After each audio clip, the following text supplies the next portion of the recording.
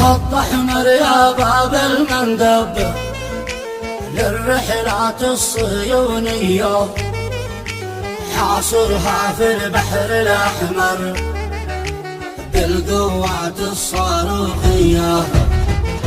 من أرض الهيمن والحكمة من صنعاء أطلقنا النية، تحرير الهرب المحتلة